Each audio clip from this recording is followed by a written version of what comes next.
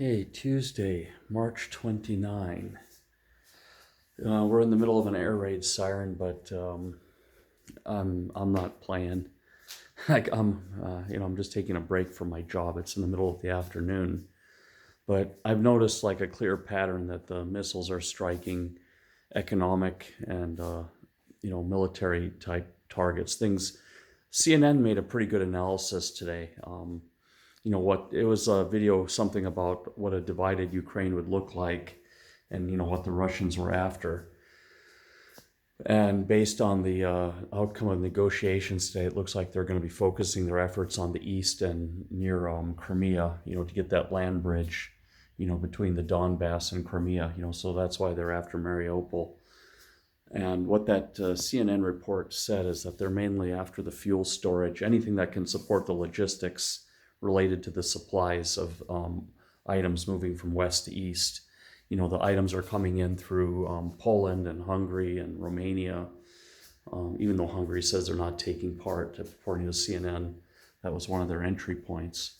So I don't stress about it so much. I mean, my view is that you have a better chance of getting killed in Chicago on any given day than you do by an airstrike here in Lviv, Ukraine.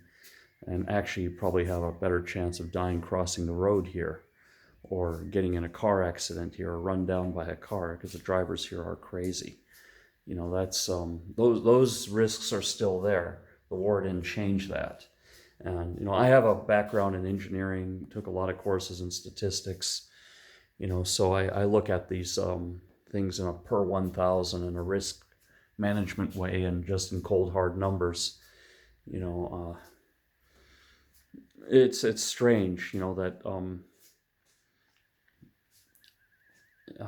anyways, I'll skip that thought. It's just, I guess what I was trying to say is it's strange that we focus on the fewer dramatic deaths than the routine deaths that happen every day in greater numbers.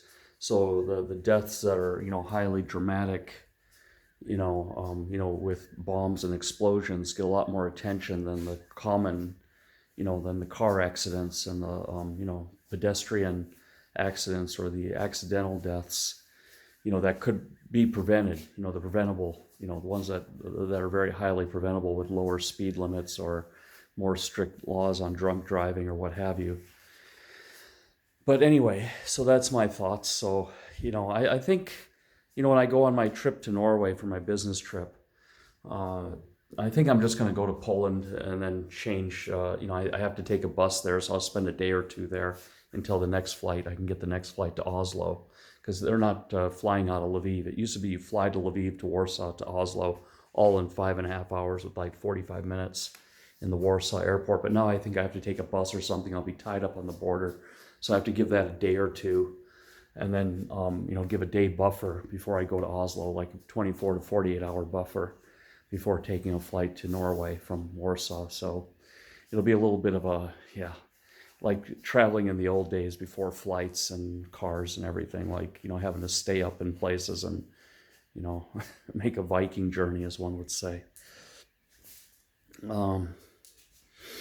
Yeah. So what do I want to talk about today? So the sanctions and the backlash, as the Russians are negotiating, a lot of people feel it's a stall tactic so they can reposition their forces.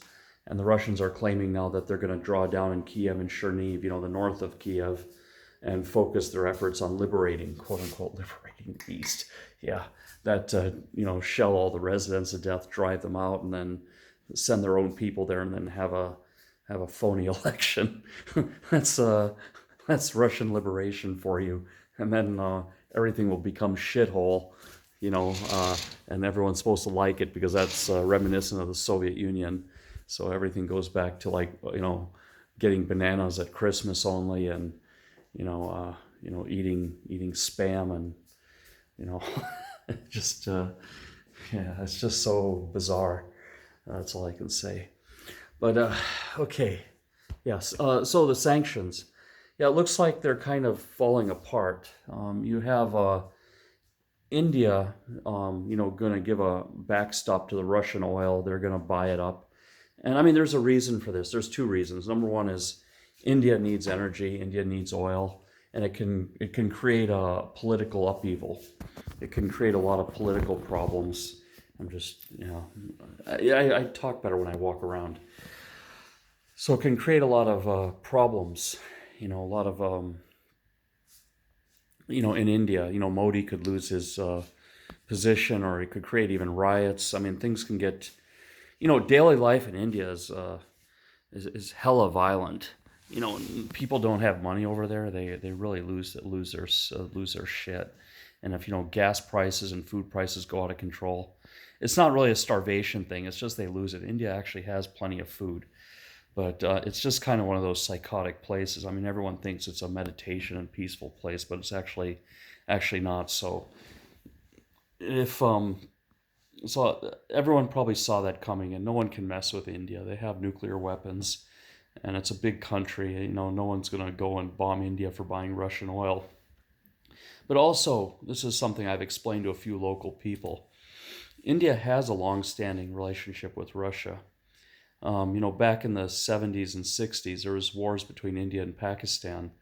I think even back till the 50s. And the U.S. didn't help India. They helped Pakistan. The U.S. armed Pakistan and gave all the support to Pakistan. And it was Russia, the Soviet Union, that came to help India and give India weapons and license MiG planes. So India's building the MiGs and everything down there, and building a lot of the Russian weapons under license. And it's kind of strange because India was the world's largest democracy, elected democracy, and it was working, and Pakistan was more or less a military dictatorship. So why was the U.S. supporting Pakistan? Probably because they just knew India would always come around if they needed India, and they needed to influence Pakistan to keep them out of Russia's hands and China's hands. I mean, India was never really influenced by Russia. India was just doing business with Russia, but Pakistan was probably more prone to Russian influences, of being taken over. It's kind of a paradoxical explanation, but it was one that was given to me actually by a neighbor of mine in Virginia Beach. That because I used to be upset about this as a kid. My parents are from India, and I used to go there and visit my relatives, and they would always tell me like how America's a bad ally and always lets you down. They were always referring to the South Vietnam, how the Americans just fled, and then the North quickly took over South Vietnam after that, and then America and the rest of the world, or Europe, got a lot of refugees from Vietnam because of that war. And they're always just saying America lets you down. I mean, what's new? I mean, to be honest, but that's the historical connection between India and Russia, and they've always had pretty decent relations. I mean, um, they're big. India's a big country. No one can really go in there and coerce them. But India's always happy to do business with people. India's like, I think, the single largest importer of weapons now. They're buying U.S. weapons, Russian weapons, British weapons. They really like weapons down there, believe it or not. And that's all because of Pakistan, which is also, I think, the second biggest buyer or importer of weapons. I mean, I know Pakistan's probably the biggest customer of U.S. weapons, for sure. But Pakistan was also a conduit to Afghanistan in the 80s war against the Soviet Union, and also an ally against the Taliban, although they were housing bin Laden. But I think that's a weird policy that the U.S. and Europe have to have with the India-Pakistan thing, because they're both nuclear powers and ready to blow each other up. And then you have China in there as well. But anyway, enough of that. So basically, India's helping Russia out. The Middle East is not really budging on their production quotas. And this is where we need the Keystone Pipeline in America. We need to start drilling and bring the oil price down to $20-$30. And then we can just add back taxes to fund green energy. We can just add, but at least the global price is down to $30, and Western countries can just, add back taxes and bring the price back up to some moderate level, and use that money to fund, transition projects, either drilling more oil, going geothermal, nuclear, and then maybe a few, green energy things to keep the hippies happy, but they could do it that way. You could have $1.50 tax on every gallon of gas and use that to build nuclear power plants in America and Europe, the Westinghouse AP600. It's like the model. It's like a standardized power plant that can be put up in quite short time because everything is known how to be done. There's no design work. All the designs are finished. You just clear a site and it's like Lego, and you just pop it up and it's up and running and producing a ton of electricity.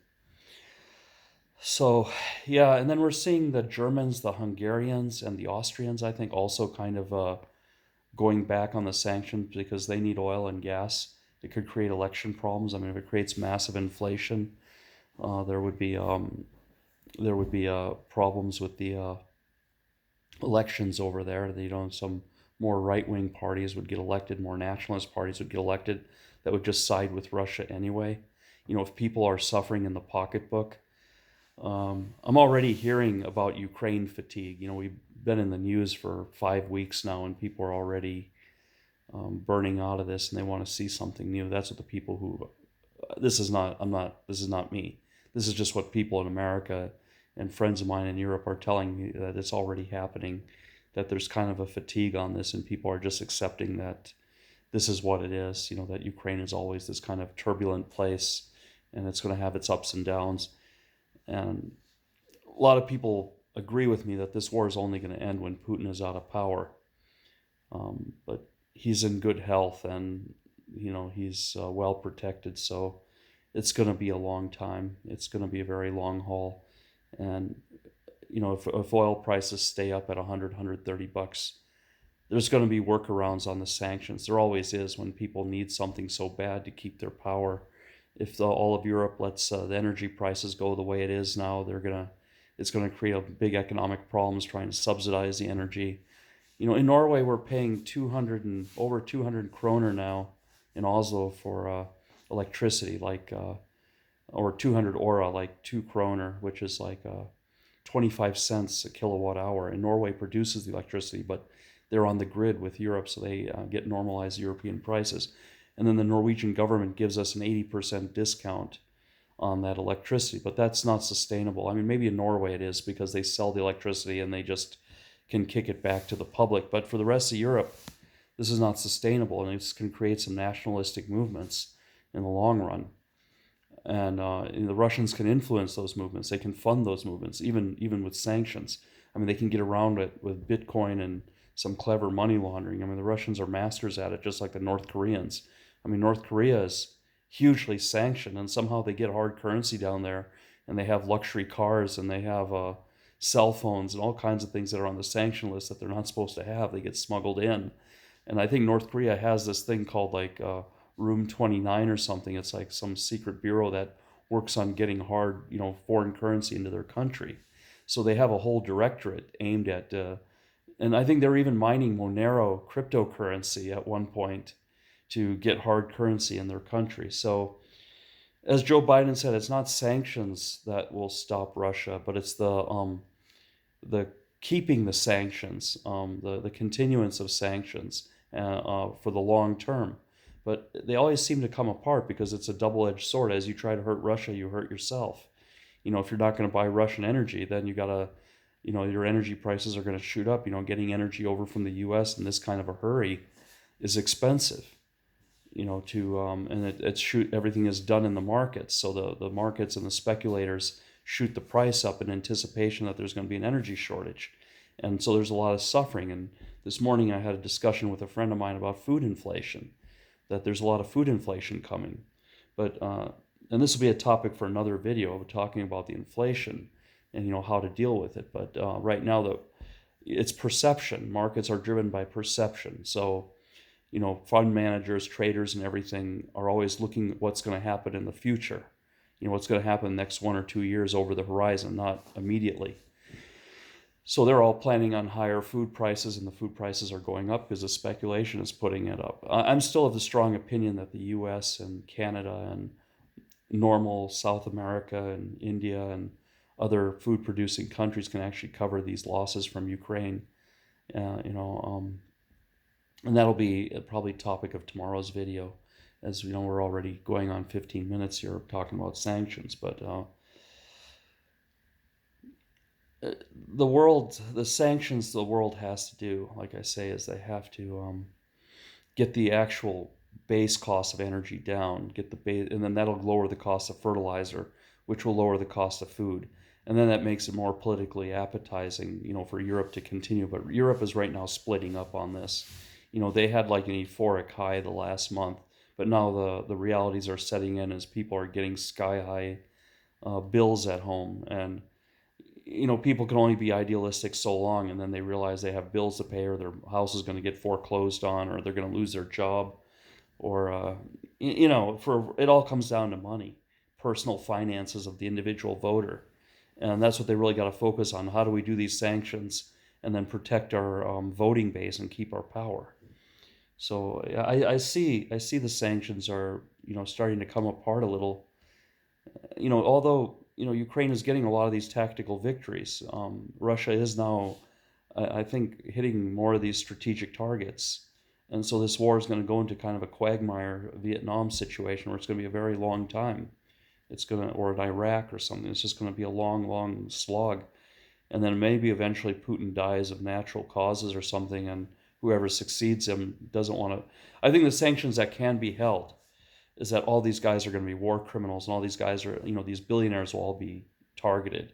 But, not buying the oil and all these things that fuel the Russian economy, those ones will fall apart. And so you'll have to wait till he's gone. And then those people will give back the land, to be allowed to travel in Europe, all that billionaire class in Russia, and get their assets unfrozen. But that's a 20-year, 30-year, people are even living on, he's 70 years old, and people are even living now pretty easily to 100 years if they have the money. You can do a century, but he'll probably be, his brains will be scrambled in probably the next 20 years, senile. But look at Joe Biden. We so senile people can run countries, unfortunately.